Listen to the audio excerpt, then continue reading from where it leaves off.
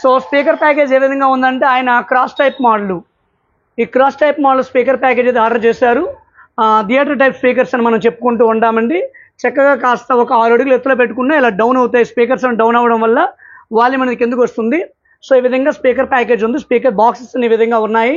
ఇందులో వాడే స్పీకర్లు వచ్చినప్పటికీ జిప్ కంపెనీ స్పీకర్లు అయితే యూజ్ చేస్తామండి. ట్విటర్లు వచ్చినప్పటికీ జిప్ కంపెనీ మ్యాగ్నెట్ ట్విటర్లు అయితే యూజ్ చేయడం జరిగింది.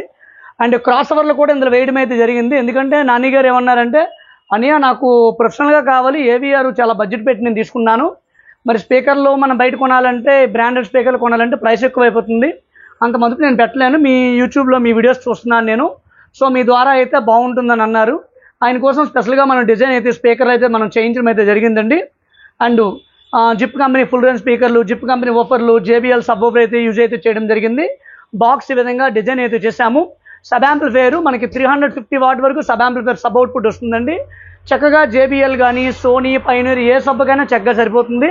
అయితే చాలామంది అంటున్నారు మీరు సబ్ యాంప్లిఫైర్ సబ్ వేరువేరుగా ఎందుకు ఇస్తున్నారండి, చక్కగా ఒక యాక్టివ్ సబ్ ఓఫర్ ఇచ్చేవచ్చు కదా అంటున్నారండి. యాక్టివ్ సబ్ ఓఫర్ ఇవ్వడం వల్ల మీరే నష్టపోతారండి. కారణం ఏంటంటే యాక్టివ్ సబ్ ఓఫరు ఆ బోర్డ్స్ అనేవి వెనక బిగిస్తాము, ఎటువంటి ఫ్యాన్స్ కానీ ఏమీ లోపల ఉండదు, హీటింగ్ ఇష్యూ ఉంటుంది.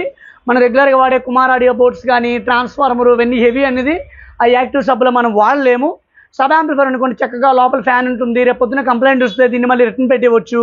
లేదు ఏవిఆర్లో కంప్లైంట్ ఉంది, నేను దీనికి సూటబుల్గా ఒక 5.1 ఛానల్, 5.1 2 ఛానల్, 7.1 ఛానల్ యాంప్లిఫైర్ చేసుకుందామన్నా ఇందులో కాంపోనెంట్స్ యూజ్ చేస్తూ మన యాంప్లిఫైర్ కూడా చక్కగా చేసుకోవచ్చు. సో సబ్ యాంప్లిఫైర్ వాడడం వల్ల ఇన్ని లాభాలు అయితే ఉంటాయని నా ఒక ఉద్దేశం అండి. ఎటువంటి హమ్మింగ్ ఇష్యూ ఏమీ లేదు. పాసిబుల్ అయితే ఒకసారి దీనికి కనెక్షన్స్ ఇచ్చి మీకు బేస్ ఎలా వస్తుంది ఏంటి అనేది ఇప్పుడు మీకు ప్లే చేసి చూపిస్తాను నేను.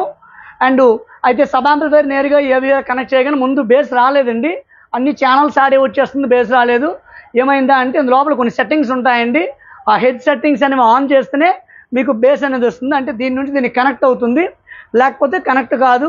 ఒక RC కేబుల్ అంటే మన 3RC కేబుల్ ఉంటాయి చూడండి, హోమ్ థియేటర్ నుంచి మనం టీవీకి పెట్టుకుని 3RC, అలాంటి RC కేబుల్లో ఒక సింగిల్ కేబుల్ తీసుకుని దీని నుండి దీనికి కనెక్ట్ చేసుకుంటే చక్కగా కనెక్ట్ అయిపోతుంది, మంచి క్వాలిటీ ఆడియో అనేది వస్తుందండి.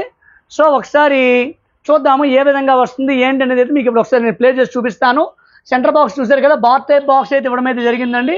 ఈ విధంగా సెంటర్ బాక్స్ ఉంది, చక్కగా ఉంది, చాలా ప్రొఫెషనల్గా ఉంది. ఒకసారి మీకు ఇది క్యాప్ ఓపెన్ చేసి నేను చూపిస్తాను. ఒకసారి వెయిట్ కూడా చాలా ఎక్కువగా ఉందండి, ఎందుకంటే ప్రతి బాక్స్లో మనం క్రాస్ ఓవర్ వాడాం కాబట్టి కాస్త బరువు కూడా పెరిగింది. చూడండి సెంటర్ బాక్స్ అయితే ఈ విధంగా ఉంది. సో సబ్ ఓఫర్ క్యాప్ ఒకసారి ఓపెన్ చేసి చూపిస్తాను. ఈ సబ్ ఓఫర్ క్యాప్ ఓపెన్ చేస్తే ఈ విధంగా ఉందండి. ఈ క్యాప్ మీరు పెట్టుకుని వాడచ్చు, పెట్టుకోకపోయిన ఇబ్బంది ఏమీ లేదండి. చాలా మంచి అవుట్పుట్, మంచి బేస్ అనేది ఇస్తుంది. ఇది ఫ్రంట్ ఫైర్ అండి, ఫ్రంట్ 2 ఫైర్ హోల్స్ ఉంటాయి, బేస్ చక్కగా ఉంది. లోపల కంప్లీట్గా ఫోమ్ ఫిల్ చేసి సబ్ ఓఫర్ అయితే మనం సబ్ అయితే బిగించడం అయితే జరిగింది. సో ఒకసారి ప్లే చేసి చూద్దాము.